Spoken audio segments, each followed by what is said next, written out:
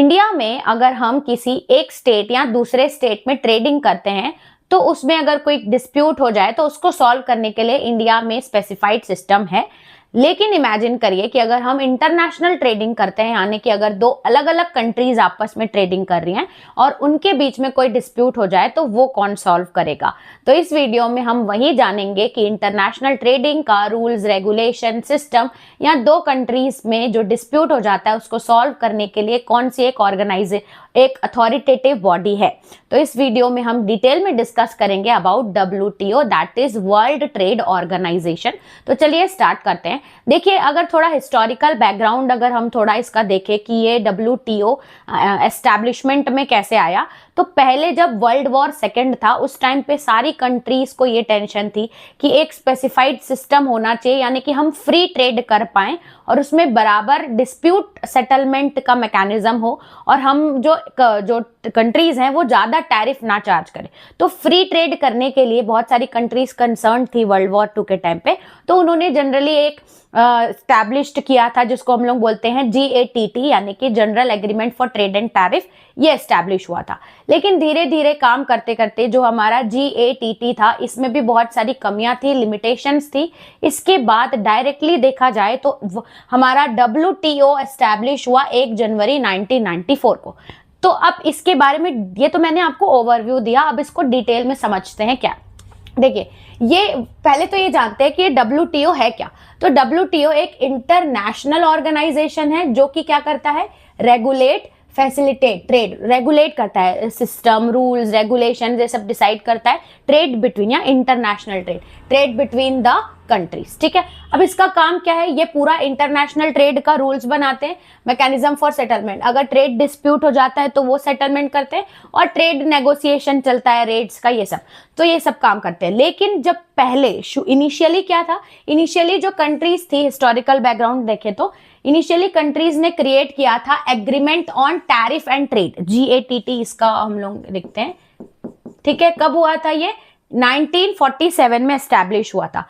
Work to reduce, अब ये जो एस्टैब्लिशमेंट था general agreement on tariff and trade, इनका काम क्या था, ये वर्क टू रिड्यूस, ये रिड्यूस करने की कोशिश करती थी, जो भी टैरिफ था उनको रिड्यूस करती थी और इंटरनेशनल ट्रेड को एनकरेज करती थी। लेकिन ये जो एस्टैब्लिशमेंट था इसकी भी कुछ लिमिटेशंस थी, जैसे कि ये एक टेम्पररी था और ये ज्यादातर ट्रेड इन गुड्स में ज्यादा फोकस कर देते और इनका कोई स्ट्रॉन्ग मैकेनिज्म नहीं था जो डिस्प्यूट है दो कंट्रीज के बीच में उसको सॉल्व कर पाए।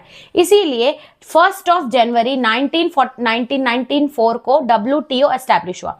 ये है तो एक्चुअल में GATT, लेकिन उसमें थोड़े बहुत चेंजेस लाके इसका नाम चेंज करके WTO रख दिया गया और इसके सिस्टम को चेंज कर दिया गया।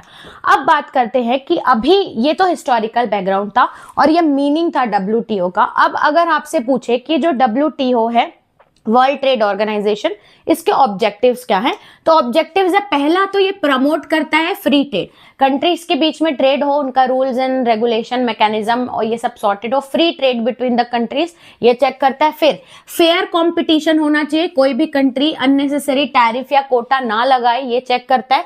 उसके बाद इकोनॉमिक ग्रोथ लेके आता है, एम्प्लॉयमेंट अपॉर्चुनिटीज, टेक्नोलॉजीज, और बहुत सारी कंट्रीज में ट्रेड प्रमोट करके ये हमारी कंट्री की इकोनॉमिक ग्रोथ पे भी फोकस करता है। उसके बाद ट्रेड नेगोशिएशन, यानी कि ट्रेड में जो आपस में कंट्रीज जो है वो जब आपस में सामान का लेन देन करें तो उसके लिए नेगोशिएशन के लिए भी ये प्लेटफॉर्म प्रोवाइड करता है, बेटर जाके कंट्रीज एक दूसरे को असिस्ट करके आगे बढ़ पाए। ठीक है, उसके बाद और भी क्या काम करता है, इसका एक और ऑब्जेक्टिव है कि अगर दो कंट्रीज ट्रेडिंग के टाइम पे थोड़ी बहुत अगर डिस्प्यूट हो जाता है तो वो सेटल करने के लिए, अब जैसे मान लो चाइना और इंडिया में कोई डिस्प्यूट हो जाता है तो चाइना के कोर्ट सिस्टम नहीं बोल सकते, तो वो तो चाइना के फेवर में ही देंगे, इंडिया के कोर्ट सिस्टम अगर इस पे जजमेंट करेंगे तो इंडिया के फेवर। इसीलिए वर्ल्ड के लिए WTO जो दो कंट्रीज के बीच में डिस्प्यूट है वो सॉल्व करता है, जैसे settle dispute, trade dispute between the countries. अब ये तो थे ऑब्जेक्टिव्स। मैंने ना यहाँ पे सिर्फ हेडिंग लिखी है, आप हेडिंग मेमोराइज करके यहाँ थोड़ा समझ के इसके बारे में ऑन वर्ड्स में एक्सप्लेनेशन लिख सकते हैं। अब हम जानेंगे अबाउट फंक्शंस कि इसके फंक्शंस क्या है। पहला तो ये ट्रेड एग्रीमेंट को एडमिनिस्ट्रिंग करती है, उसके बाद forum for trade negotiation, trade के बारे में नेगोशिएट करना, प्राइस या ट्रेड नेगोशिएशन में देखती है। डिस्प्यूट सेटलमेंट करती है, अगर कोई कंट्रीज के बीच में आपस में डिस्प्यूट हो जाए तो वो। फिर मॉनिटरिंग ट्रेड पॉलिसी, पॉलिसीज बराबर आपस में चेक करते रहती है, मॉनिटर करना। फिर अगर कोई कंट्री के पास टेक्निकल असिस्टेंस नहीं है तो टेक्निकल असिस्टेंस भी प्रोवाइड करती है। यानी कि फंक्शन में ये पूरा सारी चीजें एडमिनिस्ट्रेशन देखती है, एग्रीमेंट कैसे हो रहे हैं, ट्रेड की पॉलिसीज को चेक करती है बराबर, उसके बाद असिस्टेंस देती है बाकी कंट्रीज को। तो ये अगर आपका आंसर 15 to 16 मार्क्स का आता है जिसमें आपको WTO के बारे में समझाने बोलेगा, तो इसमें आप ऑब्जेक्टिव्स, फंक्शंस, मीनिंग्स और थोड़ा बहुत हिस्टोरिकल बैकग्राउंड लिखेंगे तो आपको आसानी से मार्क्स मिलेंगे। इसमें मैंने सिर्फ हेडिंग लिखी है, आप इसमें और भी 3-3 लाइन एक्सप्लेन करके लिख सकते हैं, आपका कंप्लीट आंसर हो जाएगा। तो आई होप इस वीडियो में आपको WTO के बारे में अच्छे से समझ में आया होगा।